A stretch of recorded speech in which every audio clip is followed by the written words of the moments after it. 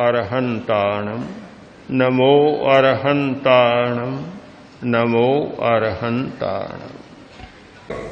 दो प्रकार के मनुष्य भी दो प्रकार के होते हैं, ज्ञाता और भोक्ता। कुछ लोग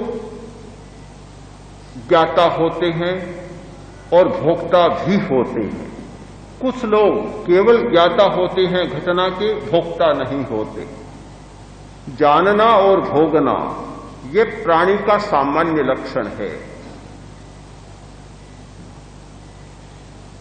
एक भैंसे पर किसी ने आक्रमण किया, उसे पीटा,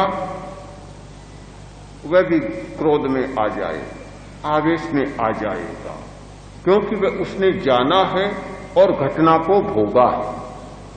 इसीलिए तो वह प्रतिक्रिया करेगा, प्रतिरोध करेगा। पशुओं में भी तीव्र प्रतिरोध होता है, तीव्र प्रतिशोध होता है। ऊंट को कभी कोई पीट देता है, 1 वर्ष के बाद भी प्रतिशोध ले लेता है, पीटने वाले को मार डालता है। पशुओं में भी प्रतिशोध की बात होती है। तो इसीलिए होती है कि घटना को जानते हैं और घटना को भोगते हैं। ये सामान्यतः प्राणी की प्रकृति है, घटना को जानना और घटना को भोगना। किंतु चेतना का विकास जब हुआ तो इस दिशा में भी बड़ा विकास हुआ कि घटना को जान लेना किंतु भोगना नहीं, ज्ञाता मात्र रह जाना, भोक्ता नहीं बनना। एक बहुत बड़ा विकास है। बहुत बड़ी साधना के द्वारा ये चेतना को एक नया आयाम दिया गया, जिसमें ये परिस्थिति पैदा हो गई कि घटना के साथ साथ बहना नहीं, मात्र जान लेना, ज्ञाता होना, भोक्ता न होना।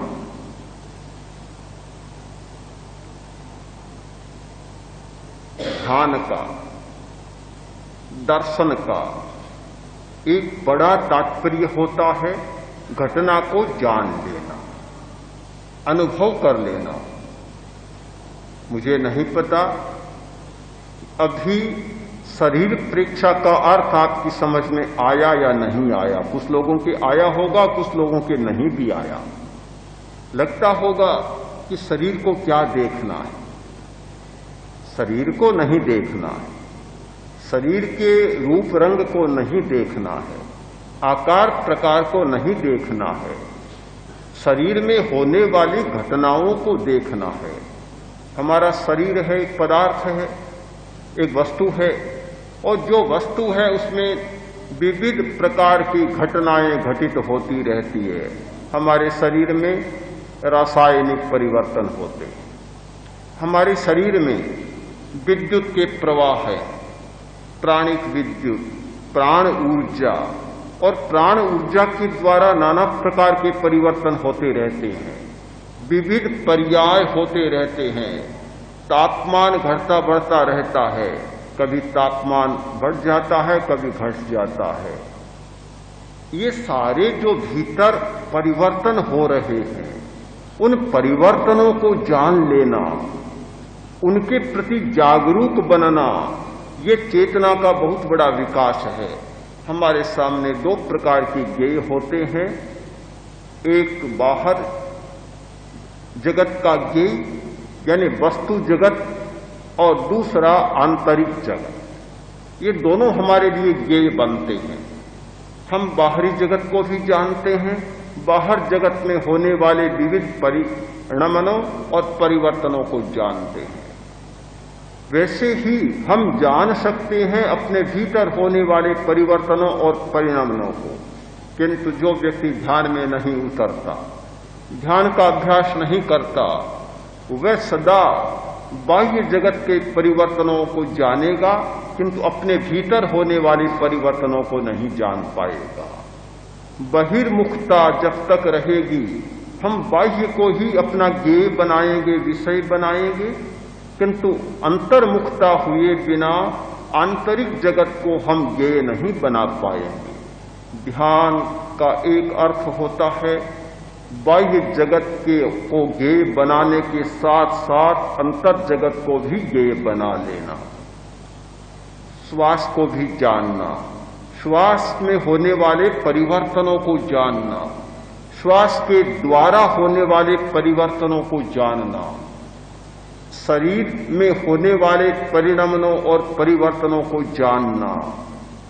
जो व्यक्ति इन सारे परिवर्तनों को जान लेता है उसके लिए और रास्ता सरल हो जाता है। बड़ा आश्चर्य होता है कि हमारे यहां लोग इन सारी बातों को भुला बैठे। आज पश्चिम के लोग यंत्रों के माध्यम से अपने अंतर जगत को जानने का प्रयत्न कर रहे हैं। बायोफीडबैक पद्धति के द्वारा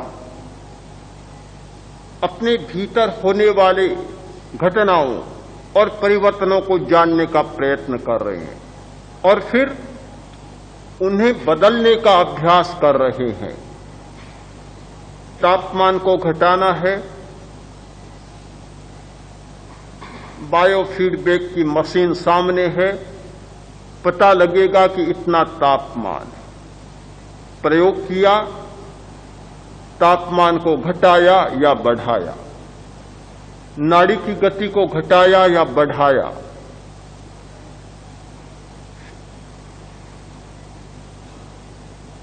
कहीं दर्द है, अनुभव किया, दर्द को घटाया, प्रयोग किया, तो भीतर में इतनी घटनाएं होती रहती है। हम ध्यान नहीं देते, इसलिए पता ही नहीं चलता। निकट में होने वाली घटनाओं को आदमी कम देखता है। ये कहावत झूठ नहीं है कि पहाड़ पर लगी आग दिख जाती है और पैरों के तले आग लग रही है, उसका पता नहीं चलता। हम बाह्य जगत से बहुत परिचित हैं, इतने परिचित कि कभी कभी तो उस परिचय में परिचय देने की जरूरत भी नहीं होती, किंतु अंतर जगत से उतने ही अपरिचित हैं। अपने आप को नहीं जानते, अपने अस्तित्व से भी हम अपरिचित हैं। ध्यान का एक बहुत बड़ा उपयोग होता है अपने अस्तित्व से परिचय पाना, अपने अस्तित्व के साथ संपर्क स्थापित करना। उसकी प्रक्रिया क्या होगी यह भी जान लेना जरूरी है। हम अपने अस्तित्व तक पहुंच पाएंगे एक प्रक्रिया के द्वारा। बिना प्रक्रिया के 1000 बार प्रयत्न करें हम सफल नहीं हो सकेंगे। तो उसका सबसे पहला सेतु बनता है श्वास। श्वास बाहर भी जाता है और भीतर भी जाता है। ये उभयमुखी सेतु है, बाहर भी रहता है और भीतर जाता है, बाहर से भीतर जाता और भीतर से फिर बाहर आता। बाह्य जगत और आंतरिक जगत दोनों के मध्य एक सेतु बना हुआ है। जो व्यक्ति अपने अस्तित्व तक पहुंचना चाहता है, अपने अंतर जगत में प्रवेश पाना चाहता है, उसे इस मध्यवर्ती सेतु का उपयोग करना ही होगा। दूसरा माध्यम बनता है हमारा शरीर। शरीर को समझ लेना, शरीर को जान लेना, देख लेना एक बहुत महत्वपूर्ण प्रक्रिया है। इसे आप छोटी बात न माने। ये शरीर को देखना ऐसा नहीं है कि शीशे के सामने गए, मुंह देखा, शरीर को देखा और शरीर का दर्शन हो गया। ये वह प्रक्रिया नहीं है। ये बंद आंखों से की जाने वाली प्रक्रिया है। न शीशे के सामने खड़ा होना है और न प्रतिबिंब देखना है, न आंखें खुली रखना है। शीशे में प्रतिबिंब देख सकते हैं, और प्रतिबिंबों को देखते देखते हमारी चेतना भी प्रतिबिंब की चेतना बन गई। मूल की चिंता समाप्त हो गई। हम तो सारी प्रतिबिंबों की चेतना करते हैं, सारी परछाइयों की चेतना करते हैं और सब कुछ परछाइयों के द्वारा ही।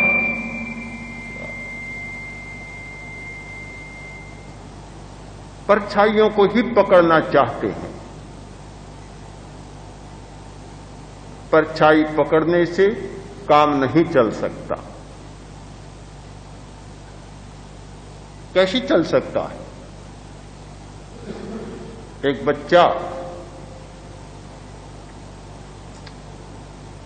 धूप में खड़ा है और उसकी परछाई पड़ रही। पिता ने कहा कि ये क्या है?